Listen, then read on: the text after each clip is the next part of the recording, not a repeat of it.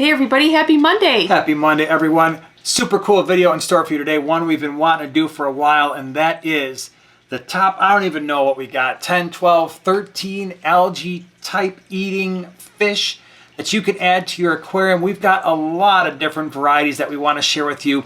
These are fish that we have used in our fish room to control algae. When you look at our fish room tours, when you look at the tanks behind us, in all of our videos, you'll see most of them, at least the fronts and the sides, are pretty much algae free, and we rely on the inhabitants we're going to talk about today to make that happen. So hope you enjoy the video. Appreciate you being here. All right, a top pick for a lot of people, including myself, would be the Bristlenose Pleco. Bristlenose Plecos are cool. They max out at around 6 inches. We have bristlenose in almost every single tank in our fish room that is 20 gallons or above. In fact, I'm trying to think of any tank that it doesn't have a Bristlenose Pleco or two. They are the primary workhorse in our fish room. Now, I know some people say these fish do not eat algae. To that, I would say, look around. They are the ones. They're the ones that are keeping our tanks algae free. We've got them in, like I said, all of our tanks. They eat algae more often when they are younger. As they get older, they tend to get a little bit lazy, but if there's a decent amount of food competition in your tank, they will graze on rocks and wood and the glass to make sure your tanks are algae free. You might need more than one in some of your larger tanks. I know typically once we get to 40 gallons and above, we start adding multiples. In the 20 gallons, we'll add one. There's a lot of variety to the Bristlenose Plecos. Now the males, they tend to get those little bristles coming off their face. If you don't like that, females tend to not get that nearly as much, but they got long fin, short fin, blues, or not blue, reds and greens and brown and albino, blue-eyed, standard eyes. You really can't go wrong with a Bristlenose Pleco. All right, for another group, a great group to keep down your algae would be snails. Whether you're a fan or maybe you're just not a fan yet, you will be. Mystery snails, nearite snails. Those are two of the more popular ones for sure. Those are the ones people go out and buy on purpose. Because they're cool. And in the tanks where we can't have a Bristlenose Pleco, the other tanks are being kept algae free. Usually that means about a 20 or less than a 20 gallon tank. We deploy a big group of mystery snails, or maybe even just one if the tank is small enough, like a lot of your 5 gallon tanks. Yeah. Mystery snails work great. They're constantly at work. I know some people say that they will eat plants. We personally have not experienced that. In fact, we usually take plants that are covered with some type of algae, put them in our mystery snail breeding tank. They clear it off after a couple days, leave the plant alone, and back in the tank the plant goes. But besides the mystery snails, and I know you're going to probably cringe when I say this, besides the mystery snails and the nearite snails, there's a lot of other types of snails, and we have a bunch in our tanks. You've got the common pond pest snail. You have Malaysian trumpet snails. You have the ram's horn snails. These things will eat algae too, and in some of our tanks, we've got quite a few, and they do the same job as the larger, more pretty snails do, but don't forget about the snails when it comes to eating algae. What else you got? Well, shrimp. Love shrimp, and they are little farmers. Yeah, but I really like the Neocaridina shrimp for our water, which has got a little bit of a higher pH, a little bit of harder water. The Neocaridina shrimp, they're not going to eat algae off the glass. However, I have found them to take care of some green hair algae. Again, if you've got a really overgrown tank filled with green hair algae, are they going to put a dent in it? Maybe not. But if you have a little bit and you deploy an army of Neocaridina shrimp, usually they will keep it in check. Now, another type of fish that you talk about all the time for keeping down algae, if you've got an issue in a tank, you just deploy a group of Florida flagfish. We actually have Florida flagfish in this tank right behind us here in this 75 gallon, and in this tank right over here by Joanna's noggin over there. Both of those tanks had a problem with green hair algae. We have 4 Florida flagfish in this 20 gallon and 5 in the 75 gallon behind me. In both cases, within just a couple of days, it was bye-bye green hair algae. They absolutely destroy that stuff. So we use them in our fish room. Whenever we start to see a tank that's got a little bit of green hair algae, They will take care of it in very short order. Love those fish. They can be a little bit finicky, so be careful in terms of where you're going to put them.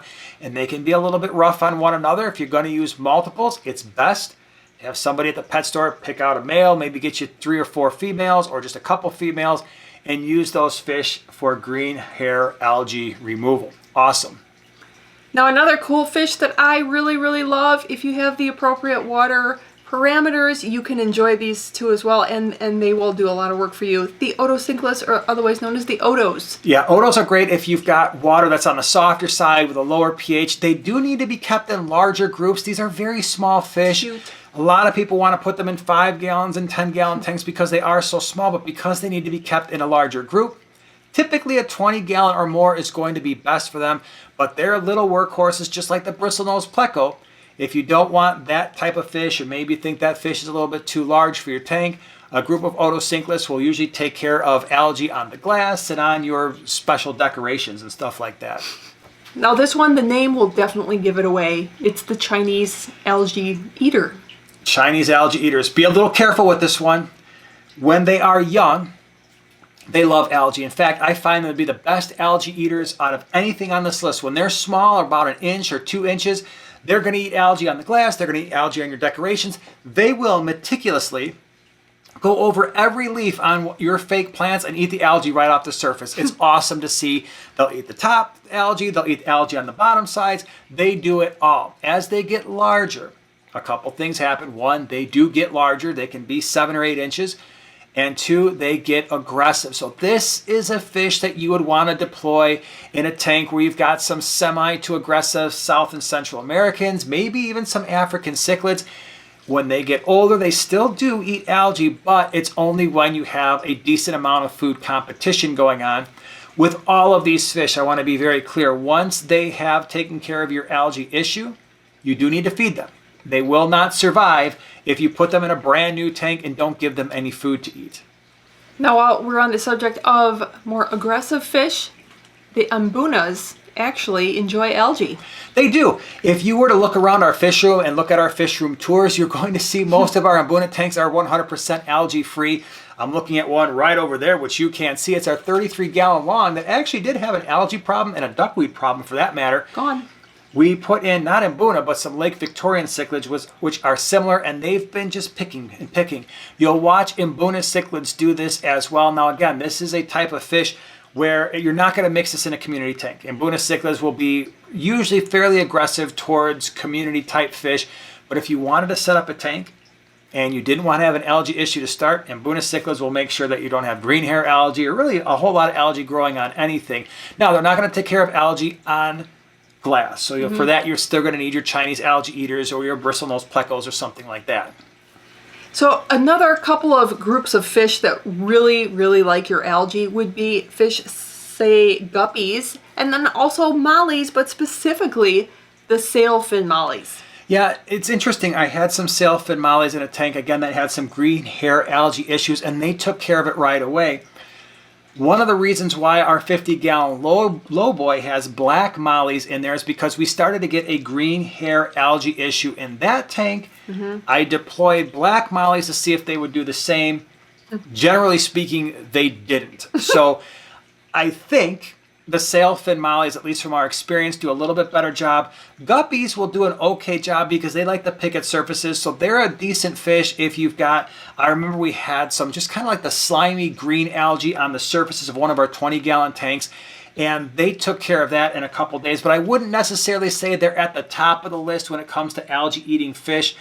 They may help, certainly, but they're not necessarily going to be able to take care of all types of algae, and if they're being fed well, they might not take care of any of your algae. Now, if you like plecos, but say the bristlenose is going to get a little bit too large for some of your tanks, you can consider one of my favorite types of plecos, and that is the clown pleco, that stays a lot smaller, and they're still very cute. You may not see them a whole lot, but they will be working in your tank. I really like the clown plecos. We've got them dispersed through a number of our fish tanks. One of them is right here next to our shoulder.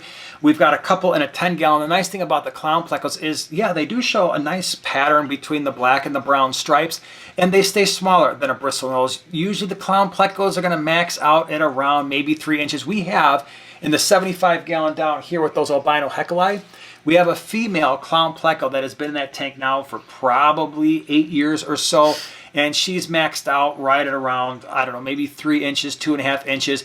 And again, this is a fish where if you've got a significant algae issue, you might have to add more than one, but they are capable of taking care of some algae for you. So those were some fish that will help take care of your algae. Remember, there's always other things that you can do to control algae. These are just some of the inhabitants that will help with that task. If you want to learn more about how to control algae, check out the video down here in the center of the screen. I will also put it in the description below. Appreciate you being here, and we'll see you in the next one. Bye.